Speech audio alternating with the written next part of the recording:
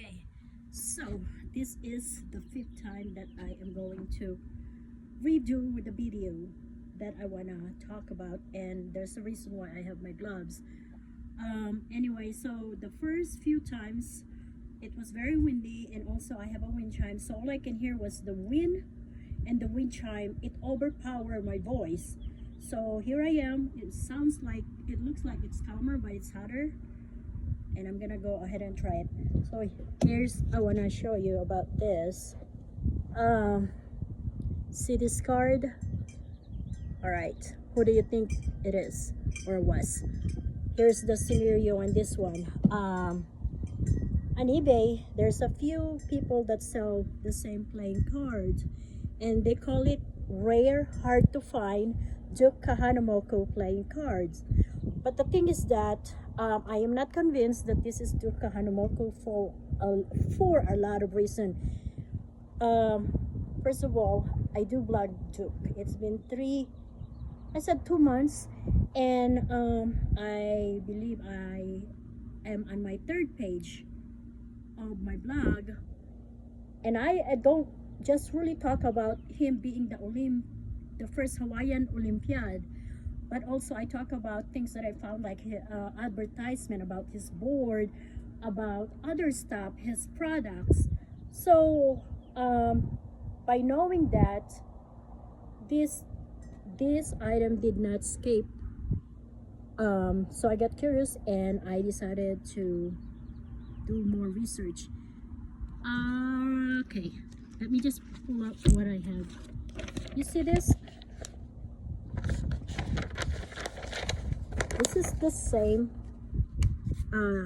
picture as this, and there's a translation. It's in Japanese writing, and there was a band in 1960s called Surfaris band cover.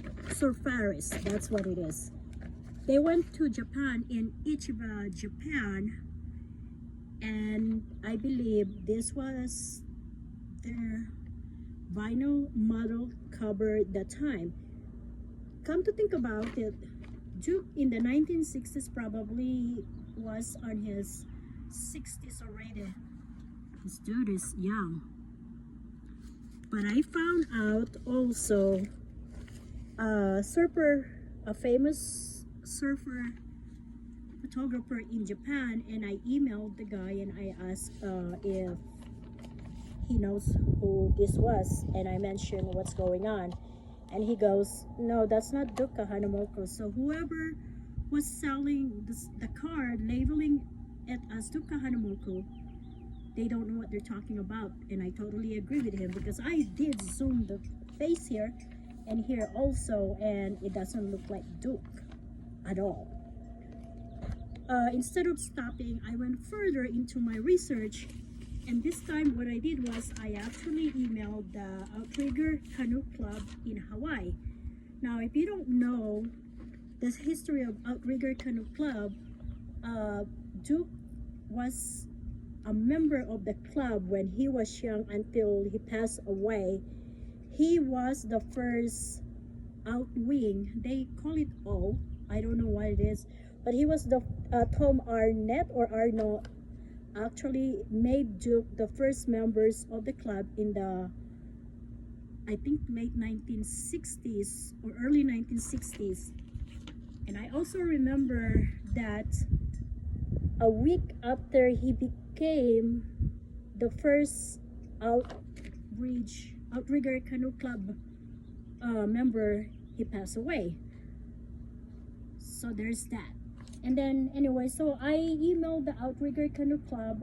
I reached out to the general manager, and his name is Tyler Rukima, and his response to me was, aloha, I reached out to some of our members, including the club historian. Unfortunately, we cannot come up with a determination one way or another. Wishing luck, my very best. I'm good on that one. When I got this email that night, what I did was I went and researched more, and I actually found 4 Japanese surfer that were famous in the 1960s. I emailed two of them, I am still waiting to see if there's a hit, because when I was browsing through their account, I've noticed that actually one of them looks like this when he was younger. So this is my first video on this one, and if I have any updates, I will do another videos. Until then, I have to say bye, and these gloves are gonna come handy in my next video. So there you have it.